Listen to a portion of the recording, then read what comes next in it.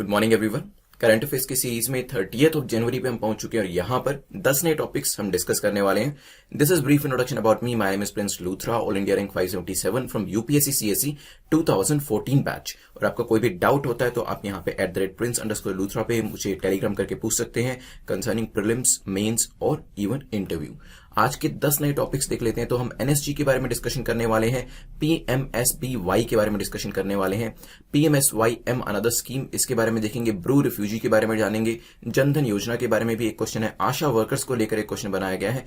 Then पीएमजेएसवाई scheme को लेते हुए हम मैप क्वेश्चंस को डिस्कस करने वाले हैं और फाइनली यूएनसीटी एडी के बारे में डिस्कशन करते हुए एक स्पीसीज एशियाटिक लायन के बारे में हमारा डिस्कशन होगा। चलते हैं आज के फर्स्ट क्वेश्चन से पहले मैं आपको एक बार ज्वाइन बटन के बारे में बता देता हूं। So this is the join button. आप इसको प्रेस करके वेरियस प्लान्स जो दिए गए हैं उसके हिसाब से अपने आप का एनरोल करा सकते हैं। और exam.netmoc.com पे कोई भी कोर्स परचेज करना चाहते हैं so you can use the Gen50 code. Let's welcome to the new members. तो अभी रिसेंटली सौरभ ने, शिवम, नितिन, गौरव, शिखा, इनायत, केशव ने वेरियस कोर्सेज जो है उसे ज्वाइन किया। And I request all of you कि डे वाइज प्रिपरेशन अपनी कंटिन्यू रखिएगा और वीडियो कोर्सेज जो आपने ज्वाइन किया उसको प्रैक्टिस जरूर करिएगा। वीडियोस उसके जरूर देख के जो क्विजेस दे रखे हैं उनको प्रैक्टिस जरूर जरूर जरूर करना है आपको। चलिए, आज 3 बजे हमारा लेक्चर आने वाला है तो बी रेडी फॉर दिस, क्योंकि यहाँ पे लीडर बोर्ड के साथ हम 25 एमसीक्यूज जो है उसको डिस्कस करेंगे। 25 एरियाज जो हमारे होंगे जो कि मोस्ट इंपॉर्टेंट रहने वाले हैं आपके अपकमिंग प्रीलिम्स एग्जाम के लिए और पीसीएस ईपीएफओ एग्जाम के लिए। चलिए शुरुआत करते हैं।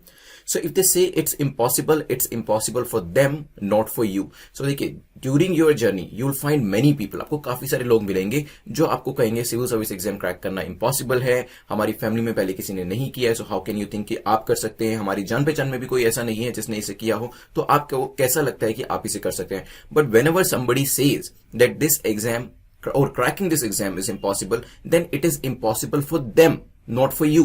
That's why naysayers जो होते हैं, जो नेगेटिव थॉट्स वाले लोग होते हैं, नेगेटिव माइंडसेट वाले लोग होते हैं, उनसे आपको दूर रहना है। बिकॉज जो चीजें उनके लिए इंपॉसिबल है दैट डजंट मीन कि वो आपके लिए भी इंपॉसिबल है। सो व्हेन दे से it is impossible for them, it is not impossible for you because you are going to put your hard work, you are going to put your determination into it and eventually you are going to crack this examination. चलिए, मुझे Telegram के ऊपर कुछ messages आए थे तो मुझे बताया गया कि जो नोटिफिकेशन है वो ना ही सुबह 7 बजे वाली क्लास के और ना ही रात को 9 बजे वाली क्लास के आपको मिल रहे हैं। तो उसके लिए मैं यही कहूंगा कि इसका एक ही रीजन है, क्योंकि यहां पे जो बेल आइकन होता है आपने उसको प्रेस नहीं किया है। इसको प्रेस करने के बाद आपको ऊपर ऑल बटन जो है इसको प्रेस करना है। अगर बेल आइकन को प्रेस करके ऑल बटन प्रेस करेंगे, जितने भी नोटिफिकेशन है, जैसे कि आज इंडियन पॉलिटी का लेक्चर आने वाला है, लेक्चर नंबर 51, तो वो भी लक्ष्मीकांत का जो आपका 10 एमसीक्यूज का वीडियो है वो आपको तभी मिलेगा जब आप बेल आइकन को प्रेस करके ऑल बटन को प्रेस करते हैं। तो बेल आइकन को, ये बेल आइकन है सब्सक्राइब बटन के साथ, इसको प्रेस करके जैसे ही प्रेस करेंगे 3 ऑप्शन खुलेंगे, उसमें ऑल बटन को प्रेस करिएगा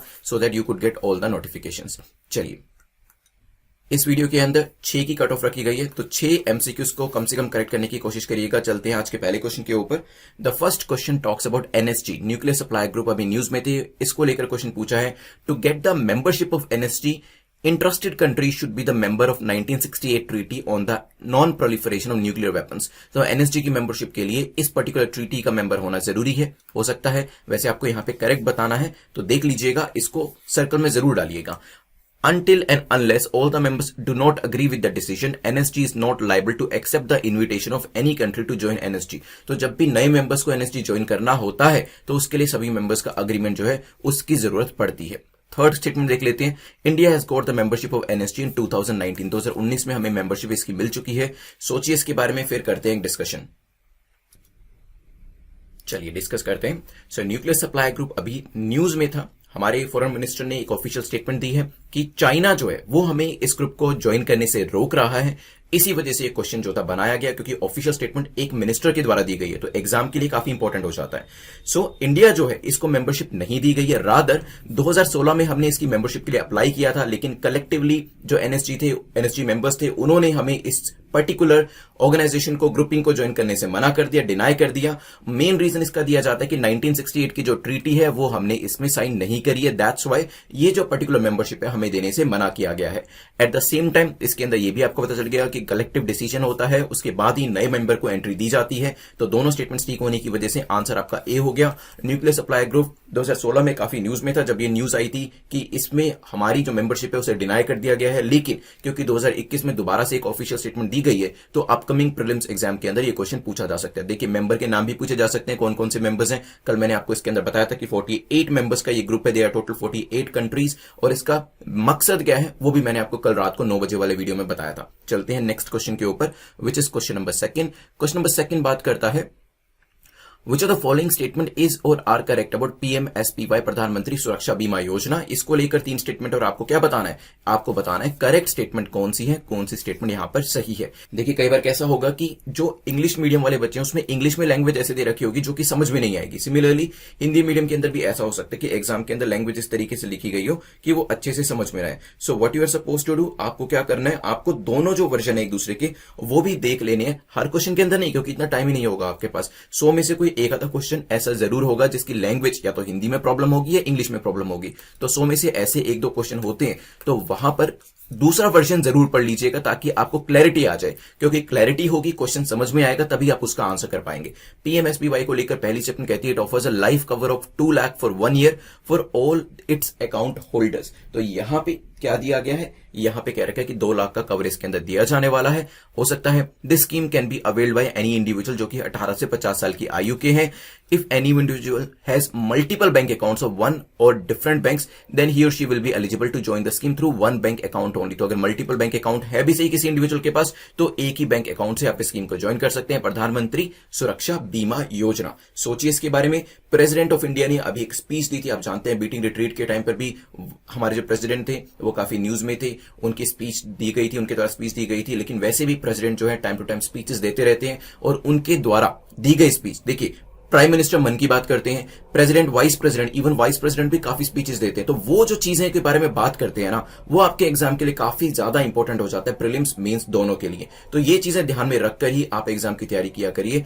तो प्रधानमंत्री सुरक्षा बीमा योजना की बात करें तो द स्कीम की बात करें तो 2 लाख रुपए का कवर इसके अंदर दिया जाता है फॉर ऑल अकाउंट होल्डर्स। तो यहां पे लाइफ कवर की बात जो दे रखी है वो बिल्कुल ठीक है, लेकिन यहां पे जो एज ब्रैकेट है वो 18 से 70 साल के लिए है, 18 से 50 साल के लिए नहीं है। सेकंड स्टेटमेंट इनकरेक्ट हो जाती है, और सेकंड स्टेटमेंट इनकरेक्ट होती है तो ए और डी आप एलिमिनेट कर दीजिए। और क्योंकि पहली स्टेटमेंट ठीक है तो बाय डिफॉल्ट आंसर क्या हो जाएगा, यूजिंग द एलिमिनेशन मेथड। आपको तीसरी स्टेटमेंट पढ़ने की जरूरत ही नहीं है, B will be the correct answer, क्योंकि if an individual has multiple bank accounts तो एक ही बैंक अकाउंट से आप उस स्कीम को ज्वाइन कर सकते हैं। चलिए तो यहां पे आंसर विल बी बी।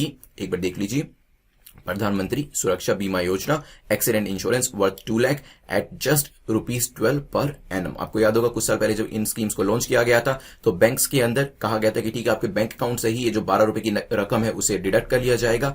काफी इंपॉर्टेंट स्कीम्स जो थी प्रधानमंत्री सुरक्षा बीमा योजना, और प्रधानमंत्री साथ में एक और थी, कौन सा था नाम बताएं जल्दी से कॉमेंट सेक्शन के अंदर। यस, प्रधानमंत्री जीवन ज्योति योजना। चलिए चलते हैं नेक्स्ट क्वेश्चन के ऊपर। Consider the following statements about PM Shram Yogi मान धन स्कीम। इसके बारे में आपको बताना है कि करेक्ट स्टेटमेंट कौन सी है। देखिए स्कीम्स के ऊपर बहुत एम्फोसिस दिया गया है इस लेक्चर के अंदर, तो बिल्कुल ध्यान से 1 बाय 1 सारी चीजें करिएगा। और स्कीम्स के ऊपर एम्फोसिस देने का मतलब और रीजन यही है क्योंकि प्रेसिडेंट ने जो रिसेंटली स्पीच दी थी उसके अंदर इन स्कीम्स के बारे में मेंशन किया गया था। तो यहां पे पहली जो स्टेटमेंट है वो कहती है कि ये सेंट्रल गवर्नमेंट की स्कीम है और जिसके अंदर ओल्ड एज प्रोटेक्शन के ऊपर ध्यान दिया गया है अनऑर्गेनाइज्ड वर्कर्स के लिए। ये ministry of labour and employment के अंडर आती है। एंड एलिजिबिलिटी जो है, eligible candidate should have a monthly income of 30,000 और बिलो। तो यहां पे जो एलिजिबिलिटी क्राइटेरिया 30,000 की इनकम या उससे कम की इनकम का दिया गया है। सोचिए इसके बारे में, फिर करते हैं डिस्कशन।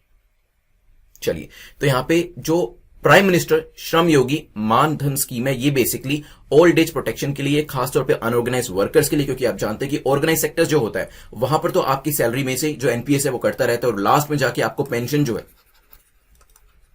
वो मंथली आपको प्रोवाइड कराई जाती है, ठीक है। लेकिन अनऑर्गेनाइज वर्कर्स जो होते हैं उनके पास पेंशन जैसा कोई भी रास्ता नहीं होता है।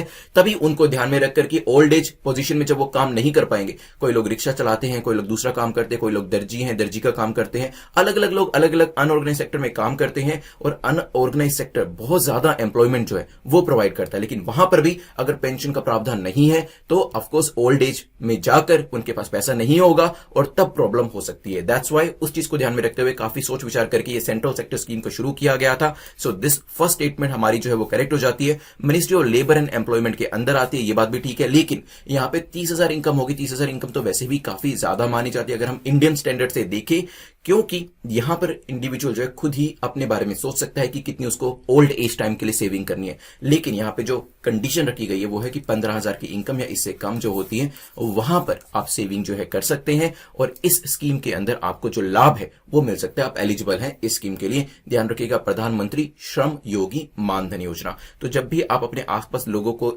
इस तरीके का, कोई ई रिक्शा चला रहा है, रिक्शा चला रहा है, कोई सब्जी बेच रहा है, कोई सफाई कर रहा है, कोई दर्जी का काम कर रहा है, कोई लेबर का काम कर रहा है, उनको अगर आप बता पाएं स्कीम के बारे में तो काफी ज्यादा अच्छा रहेगा, क्योंकि वो इस स्कीम का लाभ उठा पाएंगे। क्योंकि बहुत बार देखा गया है कि इस तरीके के स्कीम्स के बारे में जो बेनिफिशियरीज होते हैं उनको इंफॉर्मेशन ही नहीं होती है। हम लोगों को पता होता है क्योंकि हम लोग न्यूज़पेपर पढ़ते हैं, हम लोग एग्जाम की तैयारी कर रहे हैं, लेकिन उन बेचारों को कौन बताएगा। तो यहां पर अगर आप किसी को बता पाए, किसी एक इंडिविजुअल को भी बता पाए, मान लीजिए आपके घर में कोई काम करने ही आता है, सफाई करने ही आता है, अगर आप उसको भी इस चीज के बारे में बता पाए तो काफी अच्छा रहेगा। चलते हैं नेक्स्ट क्वेश्चन के ऊपर। क्वेश्चन नंबर 4 को देख लेते हैं।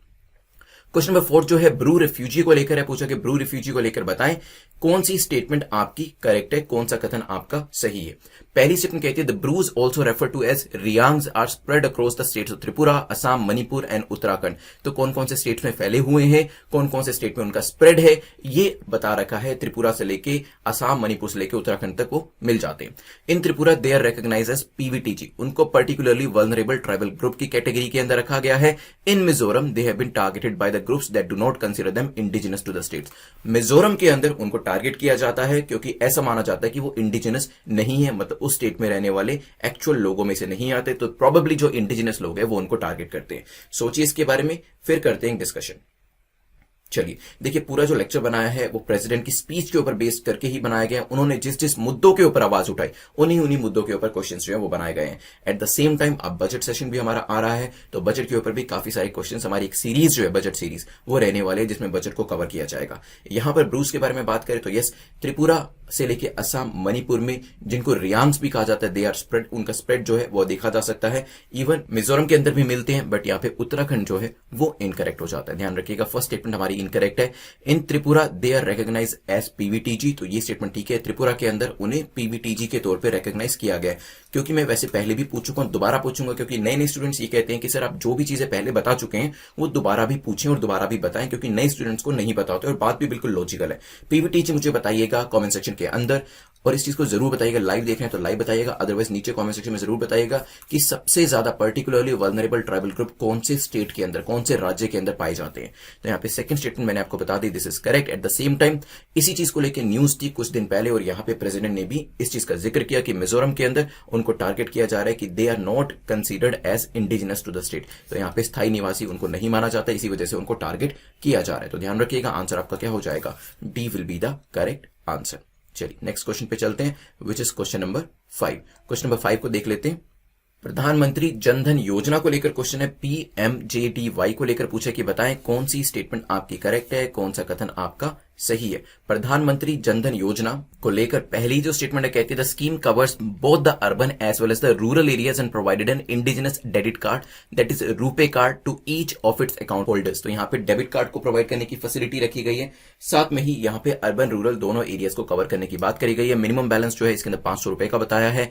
एंड देन प्रधानमंत्री जनधन योजना प्रोवाइड करते हैं each beneficiary with basic banking account, debit card with inbuilt accident insurance. तो ये जो एलिमेंट्स हैं इस पर्टिकुलर योजना के अंदर डाले गए हैं। सोचिए इसके बारे में, फिर मैं आपको बताता हूं इसके ऊपर आंसर के बारे में। और मैं आपको यह भी बताऊं कि ड्यूरिंग आवर ट्रेनिंग, जब हमारी ट्रेनिंग चल रही थी लबासना के अंदर ट्रेनिंग के दौरान आपको एक विलेज विजिट के अंदर भेजा जाता है। This is called the village visit, ठीक है। और ये जो आपकी विलेज विजिट होती है 7 to 15 डेज की हो सकती है। विलेज विजिट के अंदर हमें ये काम दिया गया था, जो हमारी 7 डेज की ट्रेनिंग थी, 7 डेज की ट्रेनिंग में एक दिन की ट्रेनिंग के अंदर हमें कहा गया था कि आपको प्रधानमंत्री जनधन योजना जो है वो उस गांव के अंदर इंप्लीमेंट करनी। इस विलेज विजिट के अंदर आपको एक हफ्ता जो है गांव के अंदर ही रुकना होता है, गांव की समस्या को ही समझना होता है और गांव के लोगों से बात करनी होती है। आपकी वहां के जो हेड होते हैं उनसे बात होती है, और देन वहां पे आपको वेरियस जो स्कीम्स होती हैं उस टाइम पे, जो अगर मैं बात करूं उस वक्त सफाई अभियान जो था वो काफी चल रहा था। प्रधानमंत्री जनधन योजना 2014 में ही आई थी और 2015 में हमारी ट्रेनिंग चल रही थी। तो हमने एक दिन जो था प्रधानमंत्री जनधन योजना के लिए ही एलोकेट किया था।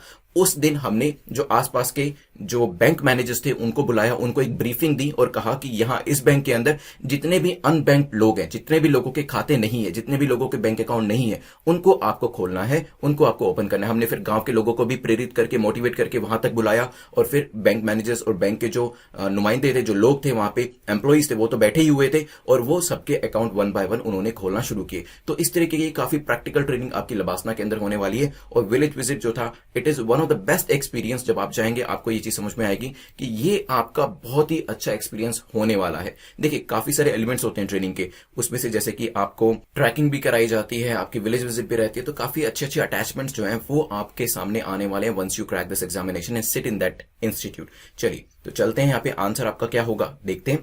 स्कीम जो है कवर करती है अर्बन रूरल एरियाज को, बिल्कुल करेक्ट है। इसमें डेबिट कार्ड रूपे करके जो है वो भी दिया जाता है। अभी रिसेंटली प्रेसिडेंट ऑफ इंडिया ने अपनी स्पीच में इसको मेंशन किया गया था। इसमें इनबिल्ट एक्सीडेंट इंश्योरेंस जो है वो भी रहता है, जो अभी हमने पीछे डिस्कस किया था, जिसमें 12 रुपए की पर मंथ आपकी जो प्रीमियम है वो जाता है। यहां पर कोई भी मिनिमम बैलेंस जो है, मिनिमम बैलेंस की आवश्यकता नहीं होती है। No minimum balance is required for opening an account under this scheme. Beneficiary can open this account in any bank, किसी भी बैंक की ब्रांच के अंदर ये जो है जीरो बैलेंस से अकाउंट को खोला जा सकता है। तो आंसर क्या हो जाएगा, बी हो जाएगा। और इसके अंदर एक ओवरड्राफ्ट की फैसिलिटी भी मिलती है जो कि फर्दर एक्सटेंड करी जा सकती है अगर जो बेनिफिशियरी है वो सही तरीके से प्रीवियस ओवरड्राफ्ट की पेमेंट करता रहता है। तो चलिए क्वेश्चन नंबर 6 पे जाने से पहले मैं आपको crack UPSC exam in 200 days की सीरीज के बारे में बता देता हूं कि किन लोगों को यह सीरीज लेनी चाहिए। देखिए ये सीरीज उन लोगों को लेनी चाहिए जो कि मिनिमम टाइम के अंदर एक कॉन्फिडेंट तौर पे अपने एग्जाम की तैयारी करना चाहते हैं। बिकॉज देखिए टाइम अभी कम रह गया है। ये सीरीज जो है उन लोगों के लिए डिजाइन करी गई है जो डे वाइज शेड्यूल्ड वे में अपने एग्जाम की तैयारी करना चाहते हैं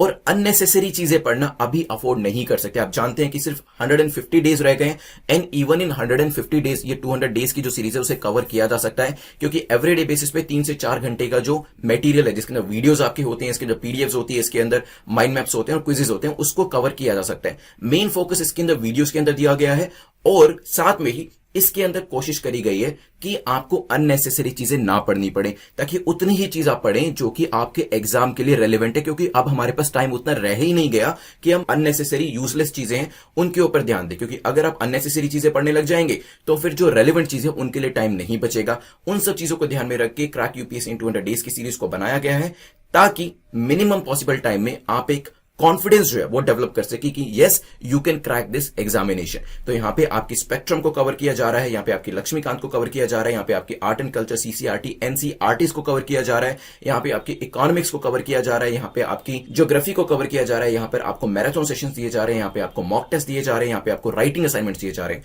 तो ये सभी एक ओवरऑल पैकेज जो है वो आपको बना के दिया गया है सो दैट आप प्रीलिम्स एग्जाम के अंदर जब एग्जामिनेशन हॉल में जाते हैं एक कॉन्फिडेंस के साथ जाएं। जब आपके सामने एग्जामिनेशन के अंदर पेपर आता है सो यू नो कि आपने तैयारी करी है and you will be able to eliminate the statements and mark the correct answer. वहां पर जाके आप अपने क्वेश्चन को सही तरीके से मार्क भी कर पाए। So you can use the gen 50 code जिसको आप यूज कर सकते हैं टू सब्सक्राइब दिस सीरीज।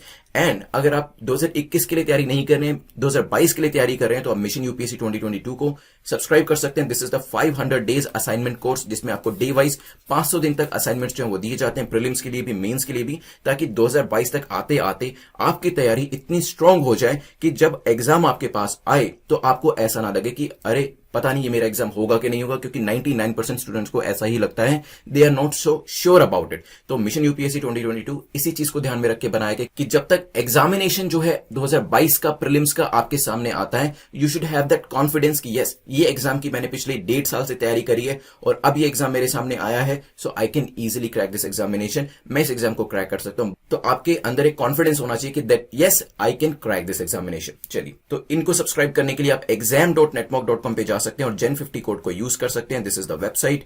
तो इन कोर्सेज को सब्सक्राइब कर लीजिएगा एज पर योर रिक्वायरमेंट। 2021 के लिए एग्जाम देना चाहते हैं तो crack UPSC exam in 200 days को, और अगर 2022 के लिए तैयारी कर रहे हैं तो मिशन यूपीएससी 2022 को। और अगर आपको लगता है कि इस बार आप एग्जाम जो दे रहे हैं उसमें आपकी तैयारी नहीं है और 2022 में आप सीरियस तौर पर एग्जाम देना चाहते हैं तो मिशन यूपीएससी 2022, और या फिर आप श्योर नहीं है कि 2021 में आप एग्जाम देंगे या नहीं देंगे लेकिन यू आर सो श्योर कि 2022 में तो आपको देना ही है, तो मिशन यूपीएससी 2022 को आप सब्सक्राइब कर सकते हैं। चलिए क्वेश्चन नंबर 6 को देख लेते हैं।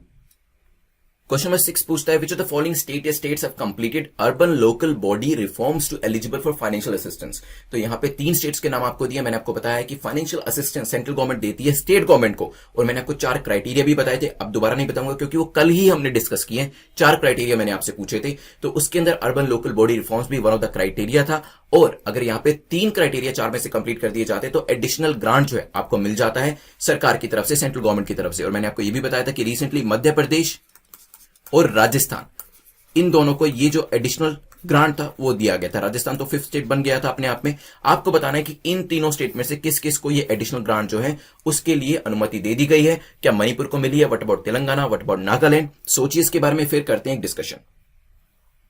चलिए, तो यहां पे एक बार इंफोग्राफिक देखिए, इसे पीआईबी से लिया गया है। So the source is PIB.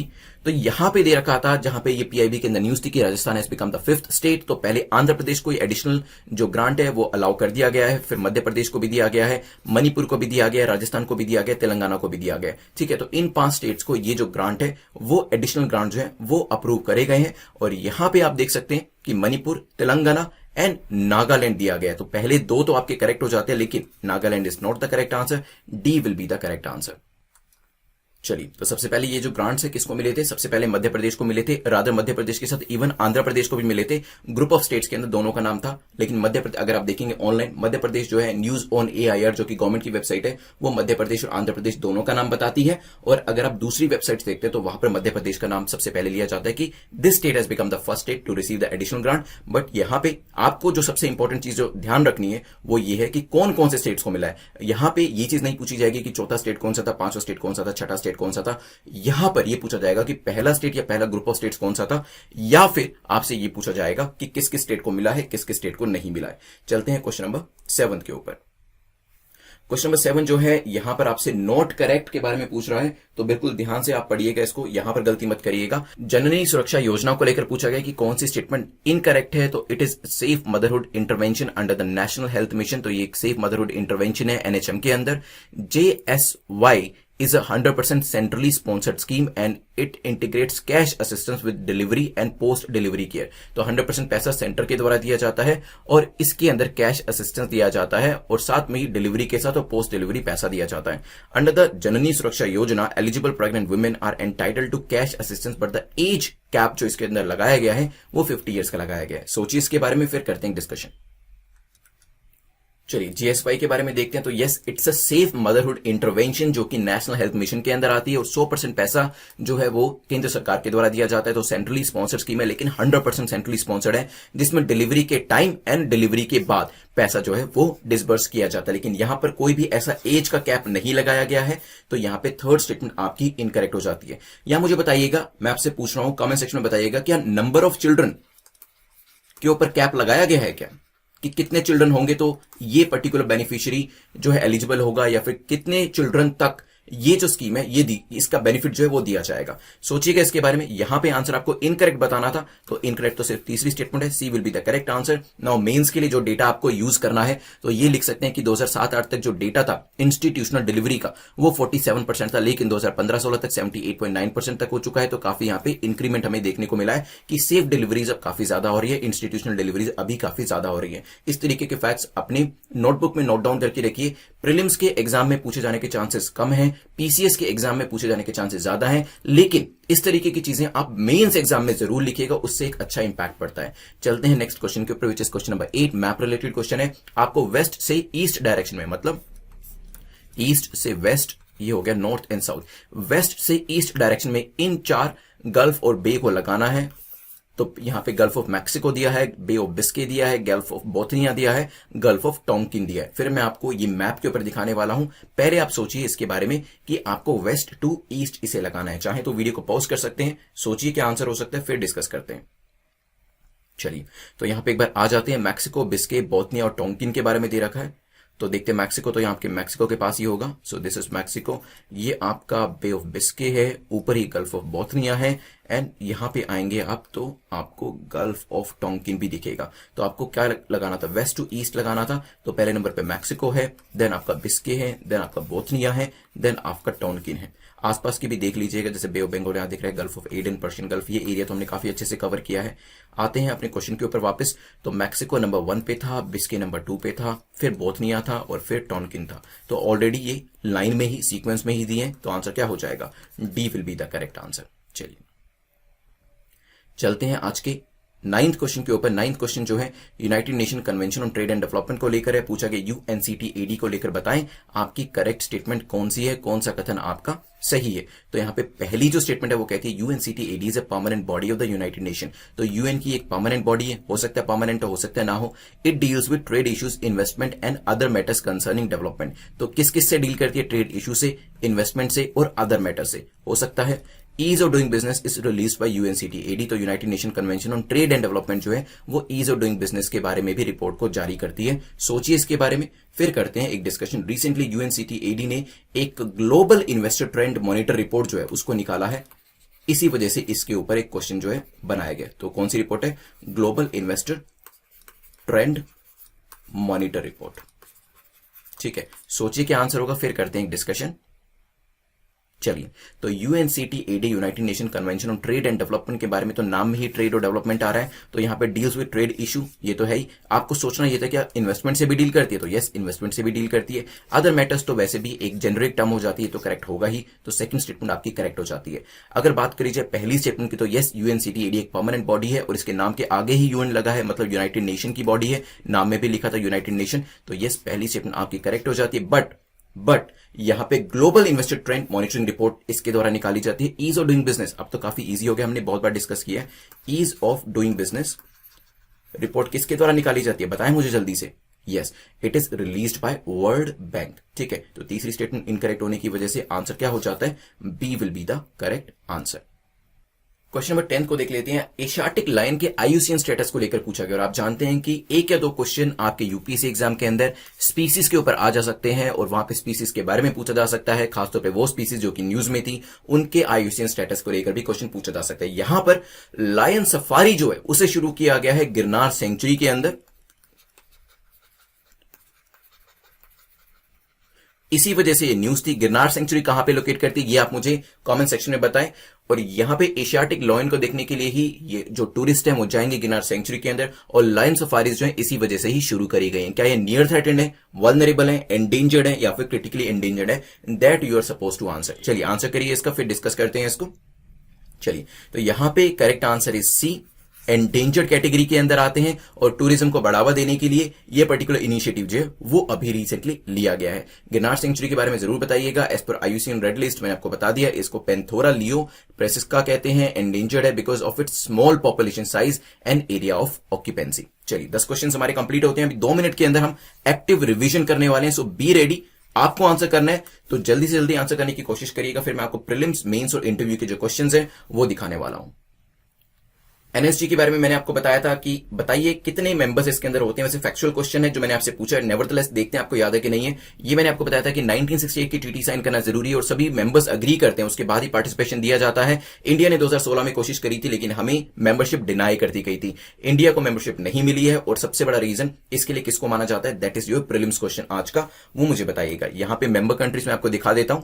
Next question मैं आपको पूछने से पहले बताऊंगा कि यस 48 मेंबर्स का ग्रुप है। क्वेश्चन नंबर 2 की बात करें तो क्वेश्चन नंबर 2 प्रधानमंत्री सुरक्षा बीमा योजना को लेकर है। कितने लाख का कवर इसके अंदर होता है मुझे जल्दी से बताएं। और यहां पे जो एज ब्रैकेट है वो 18 से 70 साल है। बैंक अकाउंट्स खोले गए जो होते हैं इसके अंदर, उसमें मल्टीपल अकाउंट्स में एक ही अकाउंट के हिसाब से आपको पीएमएसबीवाई का जो बेनिफिट है वो दिया जाता है। देन नेक्स्ट क्वेश्चन के अंदर हमारा डिस्कशन हुआ था पीएम स्कीम को लेकर, पीएम श्रम योगी मानधन स्कीम को लेकर। तो अनऑर्गेनाइज सेक्टर के लिए मैंने आपको एलिजिबिलिटी क्राइटेरिया बताया था, उस रकम का बताएं मेरे को कितनी एलिजिबिलिटी मंथली इनकम की मैंने आपको बताई गई थी। Ministry of labour and employment के अंडर आती है और यहां पे अनऑर्गेनाइज सेक्टर के अंदर वो पेंशन का जो प्रावधान होता है वो रखा जाए, उसके लिए ये चीज बनाई गई है। 15,000 या इससे कम की जो इनकम होती है वहां पर ये जो बेनिफिट है वो दिया जाता है।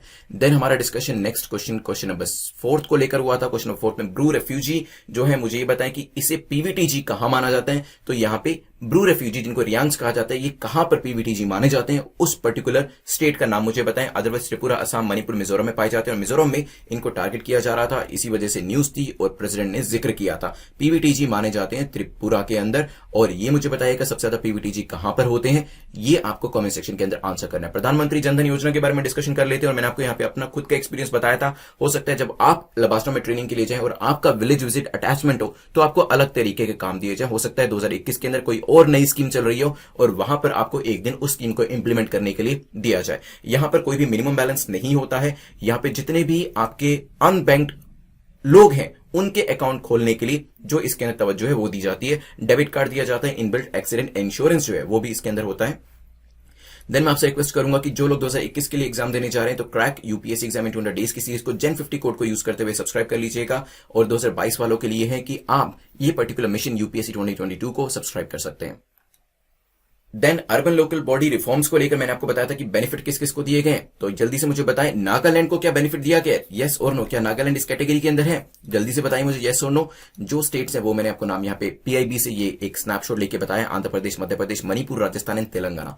फिर हमारा डिस्कशन हुआ था जननी सुरक्षा योजना को लेकर। जल्दी से मुझे इसमें एज कैप बता दे, कितनी मैक्सिमम एज हो सकती है और कितने मैक्सिमम बच्चों तक ये बेनिफिट दिया जा सकता है। एनएचएम के अंदर आती है। जननी सुरक्षा योजना इज 100% सेंट्रली स्पॉन्सर्ड, इसमें कोई भी एज कैप नहीं रखा गया है। डेटा फॉर मेंस मैंने आपको यहां पर दे दिया, जो कि आप अपने आंसर को फर्दर सिग्निफिकेंट बनाने के लिए लिख सकते हैं।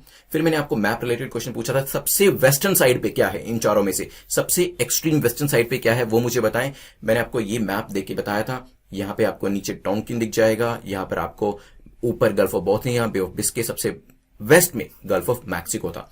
फिर हमारा डिस्कशन नेक्स्ट क्वेश्चन नंबर 9 को लेकर हुआ था। यूएनसीटी एडी कौन सी रिपोर्ट लेके आता है ये बताइए मुझे जल्दी से। ईज ऑफ डूइंग बिजनेस की रिपोर्ट कौन लेके आता है ये मुझे जल्दी से बताएं। यूएनसीटी एडी यूएन का परमानेंट बॉडी है और यहां पे trade related matters, investment related matters के ऊपर बात करी जाती है। ईज ऑफ डूइंग बिजनेस की रिपोर्ट जो है वो वर्ल्ड बैंक लेके आता है और UNCTAD global investor trend monitoring report को लेकर आता है। फिर हमने एशियाटिक लायन के बारे में बात करी थी। एशियाटिक लायन की बात करें तो यहां पे जो इसका स्टेटस है वो मुझे जल्दी से बताएं। और गिरनार सेंचुरी जहां पर ये लायन सफारी शुरू करी गई है वो भी मुझे कमेंट सेक्शन में बताइएगा।